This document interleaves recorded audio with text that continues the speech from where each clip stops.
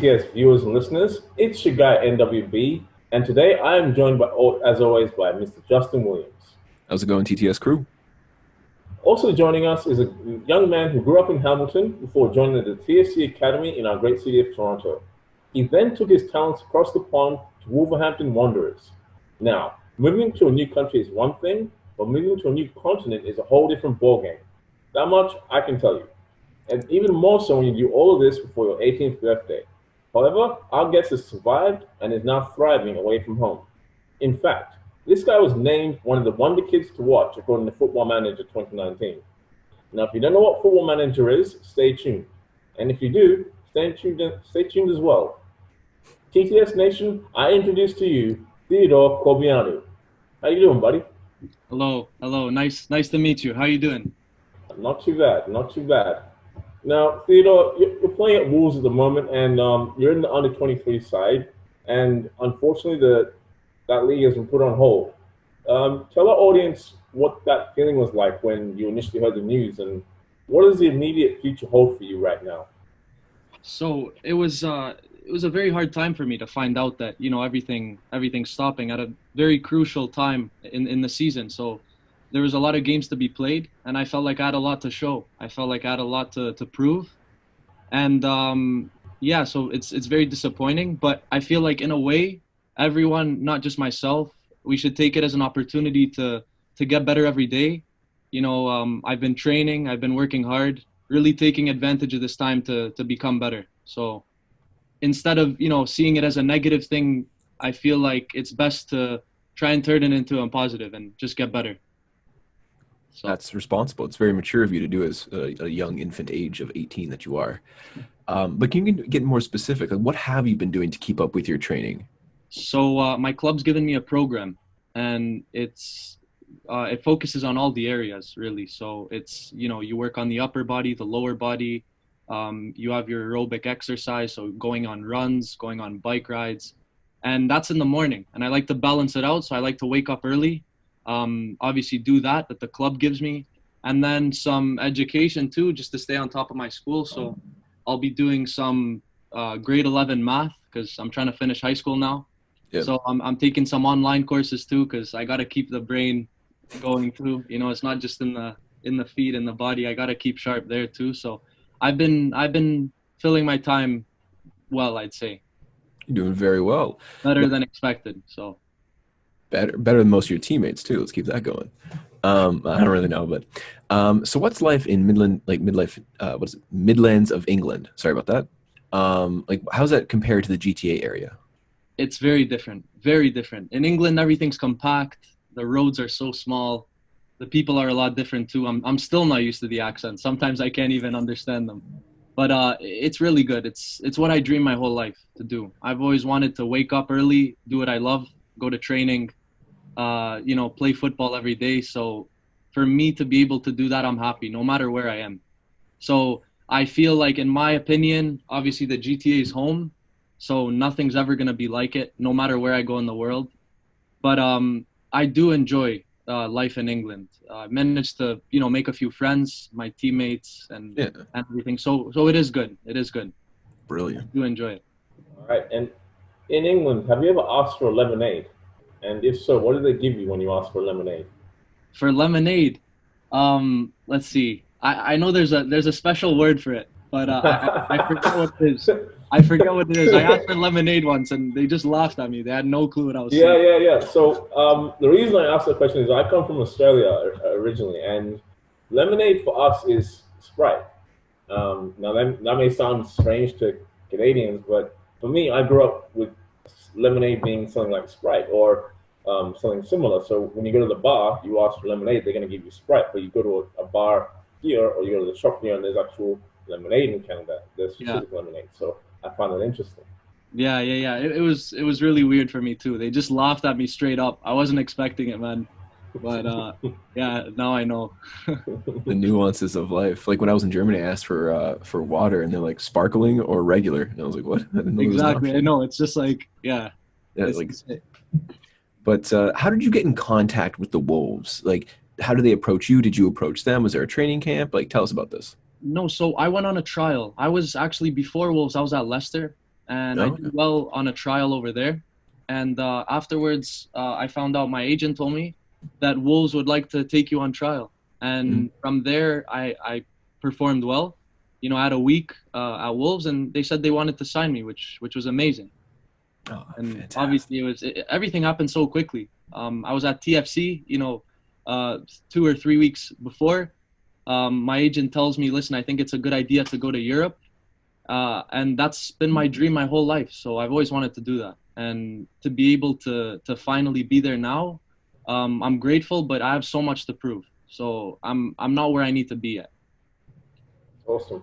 And being at Wolves, you're in an area where you've got clubs like Aston Villa, West Bromwich Albion, and Birmingham City very close by. Do you feel the rivalry when you play those clubs? Is there a different energy on the pitch? Oh, of course, man, of course. Me, like when I played at Toronto FC, it was really weird. We didn't really have any rivalries. It was kind of just fun. I mean, you just showed up and played kind of thing. Here in England, it's completely different though. You feel it at every age group. The rivalries. You know what I mean? Before the West Brom game, all the guys are talking in the change room like we need to crush these guys, and like it's just you just feel that atmosphere. You know, even the coaches, everything before the game, they remind us the week before, going into training, into preparation for the game on Saturday. Say you're playing West Brom, they tell you, listen, we're playing West Brom.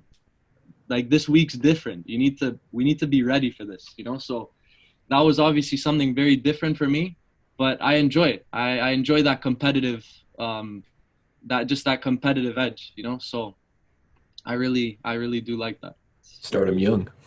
And Yeah, starting. just staying on the pitch, you tend to spend most of your time on the field in the final third as an attacker.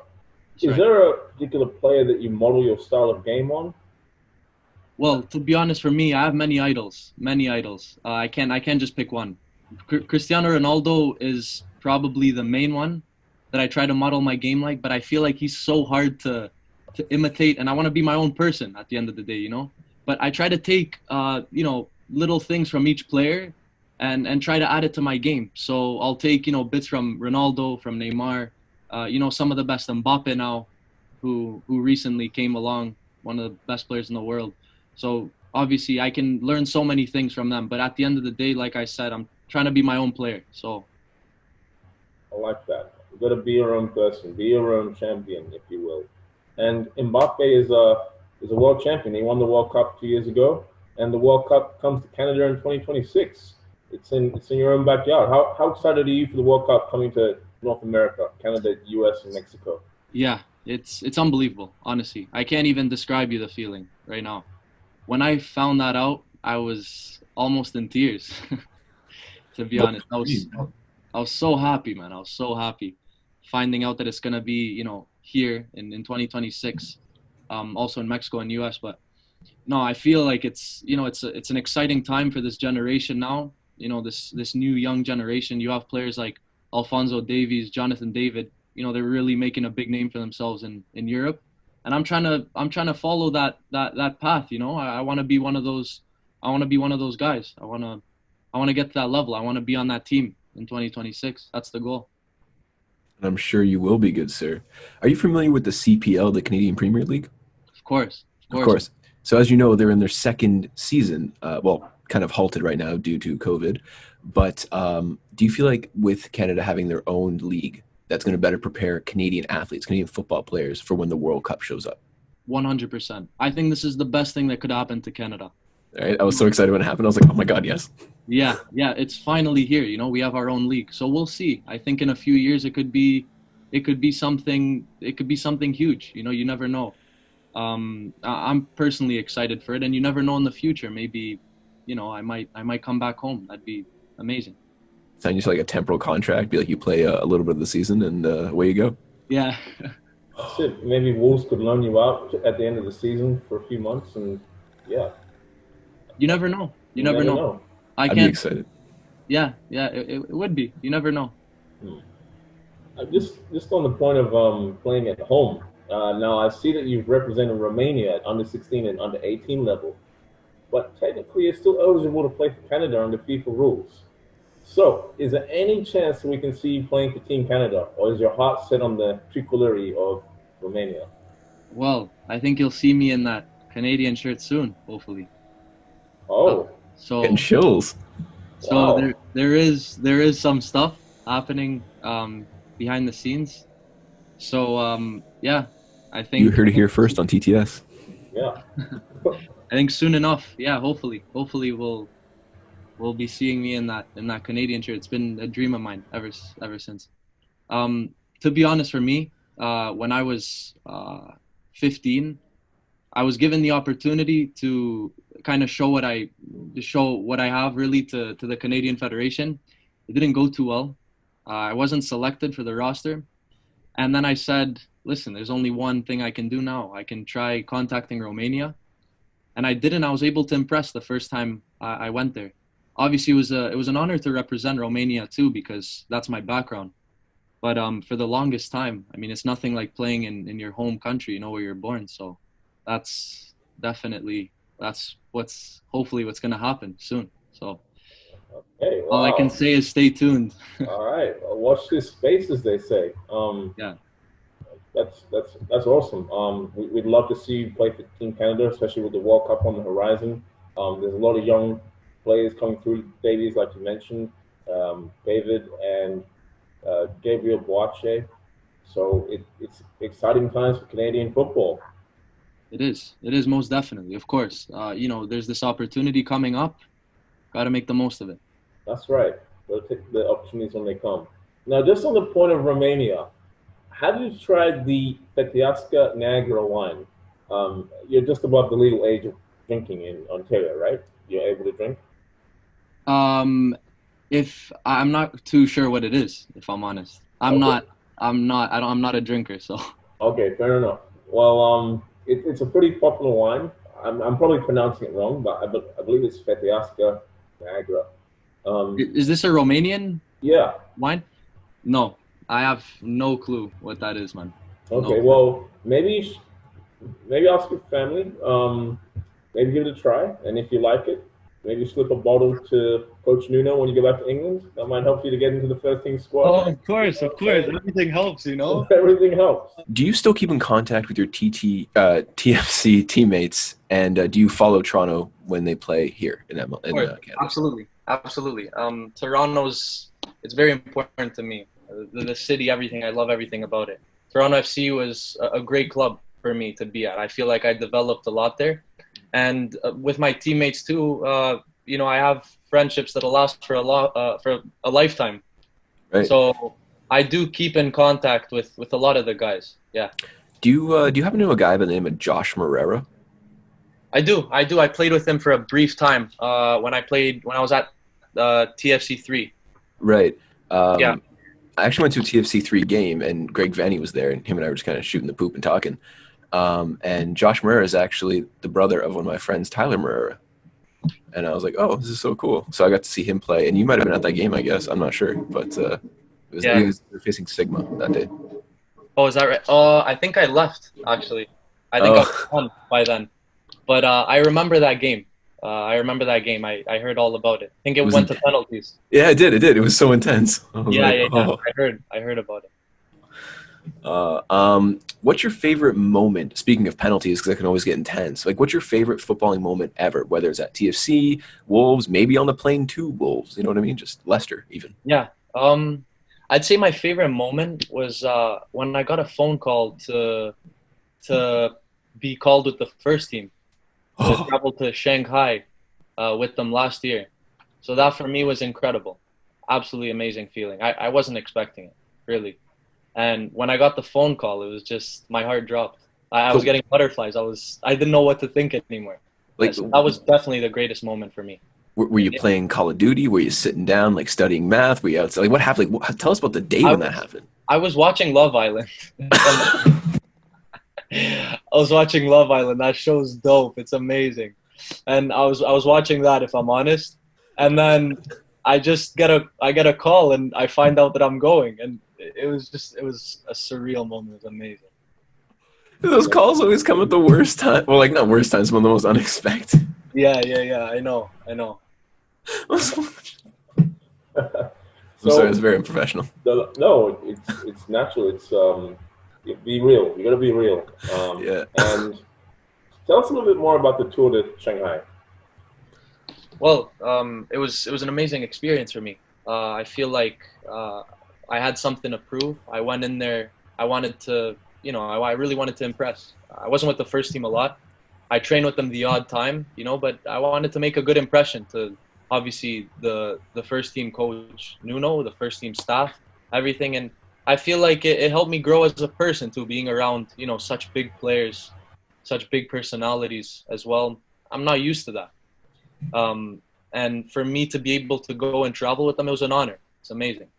Amazing. And Perfect. yeah, keep that same energy, man. Definitely. Now, you've played in Europe and you've played in North America, where there is a salary cap. I wanted to ask you, in your opinion, do you feel that the salary cap is potentially holding the MLS back in terms of being able to compete with other leagues internationally?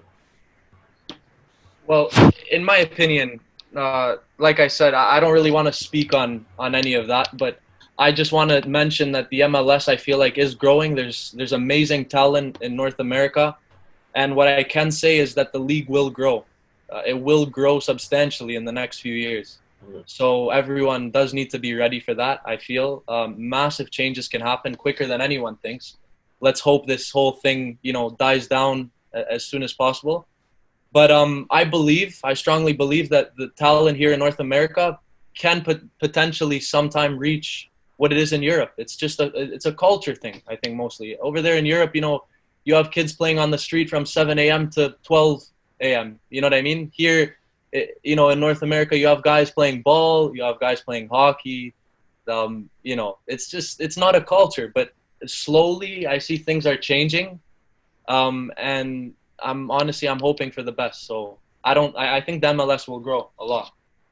Wow, Mr. Theo, that was a very mature answer. I'm not gonna lie. I thought you'd just be like me, just nodding yes. But no, you're more mature than I am. But even though you're still young, but also so mature and like an old soul, like you've kind of been around the block before, what advice would you give to maybe your younger self, to younger footballers who look up to you, who are just like, who see you? You know what I mean? Like, what advice would you give them? Yeah, of course.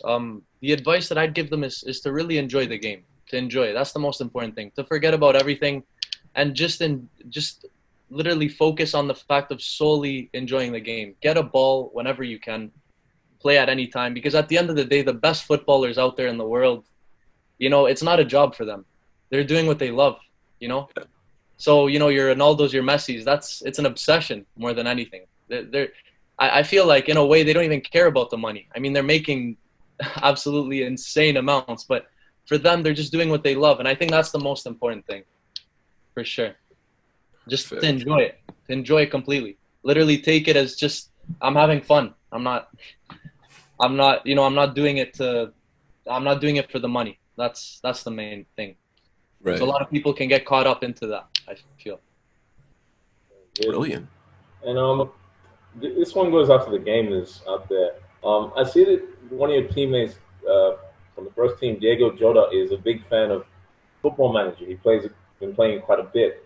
Do you play Football Manager or FIFA yourself? And also, how did you feel when Football Manager gave you a shout out as a potential wonder kid in the last year or so? Well, to be honest, answering your question at the beginning, I'm not a FIFA fan. I play it whenever I get the chance to, whenever my friends are around, always, and it's competitive. But me, myself, I don't like to play FIFA on my own time. Ultimate Team, none of that. I'm not really a gamer. But seeing Diogo Jota so implicated in the community now during these times, I feel like it's amazing. I think he's showing everyone that he's human too. He's doing what everyone does, and it's amazing to see it from such a great player like him. And obviously, sorry about the Football Manager. It's amazing. I love seeing things like that. For me, I work hard to get these achievements, these rewards. So at the end of the day, seeing this type of stuff, it can make your day. Yeah, I totally agree with that, and keep at it. Like, seriously, I know you're young, but you've got the right mindset, you got the right energy. I felt that in that interview so far. just today. So just keep doing what you're doing. I've really enjoyed this interview, to be honest. And before we get you out of here, Justin's got a little game that he wants to play with you. Yes, sir. We do this with all of our and more guests, and you are no exception. Nee had brought up earlier about football manager, and you don't really play, but today you're going to be a manager of sports teams. Okay? You ready for this? So I'm going to give you 3 questions, and essentially what you're to do is you're supposed to tell me who you're going to start, who are you going to bench, and who you're going to trade. Okay? Yeah. All right. So we're going to start off with your background of football players. Yeah. All right. You're the manager of TFC, and you have Ronaldo, Messi, and Neymar. Who are you starting, who are you benching, and who are you trading? Is this so? It's a front 3. Yeah, just from 3. Just from 3. You have to start one. It's only one. So all 3 have categories, right? So you have to start one of them. Yeah. You have to trade one of them, and then you have to kind of bench one. Bench one of them. Okay. Yeah. This is gonna sound insane. Most people are not gonna expect this. Most people wouldn't say this, but for me, Yeah. I'd have Ronaldo starting on my team. Like I said, he's my idol. He's the guy I look up to. Of course. I've watched him my whole life. I absolutely love watching him. I love his style, everything about him. So I'll have him in my team. He's starting. Then I'm benching Neymar. Neymar for me is absolutely incredible. The things he does, I just everything about him. Yeah. And then Messi, it's not that I'm a Ronaldo fan. It's just I just trade Messi. I just would. I don't know. That's fair. Do what you got to do. Be honest. It's your team. You could have traded anybody if you wanted. No harm, no foul. All right, now we're going to move on to a different sport. Still called football, but American football. Which I know nothing about. But let's. It's okay. So I picked 3 quarterbacks for you. Okay, all the same thing. Tom Brady, Aaron Rodgers, or the current champion, Patrick Mahomes. Okay, Tom Brady. I mean, who doesn't know him? That's what I'm saying. Just making sure. He's starting for my team for sure. He's the best. He's the best quarterback of all time. If I know him, I'm taking him. I don't know a single football player. The second guy, Patrick Mahomes, just his name. I like his name. I'm benching him. And then the last guy, I forget his name. Aaron Rodgers. Yeah, Aaron Rodgers. I'm trading. Okay. All right. So you've done a terrific job with 2 teams so far. But now the Toronto Raptors have taken their eye to you and they say, hey, we have these players. We want to know what you want to start, bench, and or trade. So you have LeBron James. All right. You have Steph Curry. And you have Kevin Durant. Okay. Who are you trading? Who are you benching? This is easy. Oh, okay. LeBron James is starting. He's the GOAT. For me, he's the best basketball player of all time. Yeah. I know everyone's probably on that last dance wave right now. Yeah. But for me, the things that LeBron's done in the NBA, I think it's incredible. Yeah. So he's my personal favorite of all time. And I do watch a bit of ball, so I feel like I do have the knowledge to speak on this. Kevin Durant, I'm benching. Mm-hmm. He's unguardable. So is Curry, but I like Kevin Durant more. It's a hard decision, but I was saying it was easy because LeBron. He's starting any day. And so you trade away good old Steph Curry. Yeah. Even though he's amazing too. I admire him. I tried to give you tough ones, like 2 really good shooters and a really good ball driver. So I was like, ooh, I figured you'd start legit games, but. It was tough. All right then, sir. Thank you. It was just 3 questions, pretty easy for you, but yeah. Yeah, happy days. Now, Theodore, where can our audience find you on social media? So Instagram, I'd say is the main one. That's what everyone uses. So, it's Theo Corbeanu. It's at Theo Corbeanu. How are we spelling that for our audience today, good sir? Okay, THEO.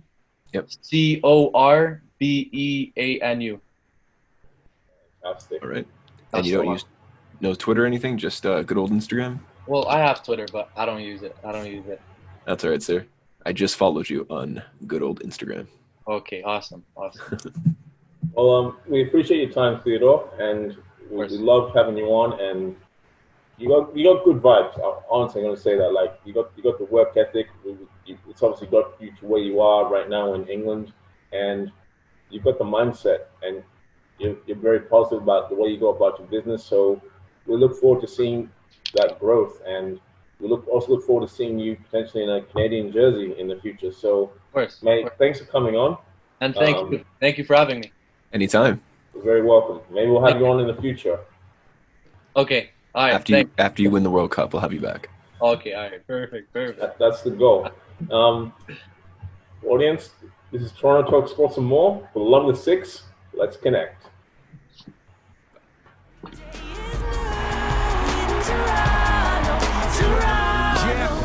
Thank you for watching. Please click the like button and leave us a comment with your feedback. And don't forget to subscribe with notifications to see more engaging and interactive content. Toronto Talk Sports and More. For the love of the Six, let's connect.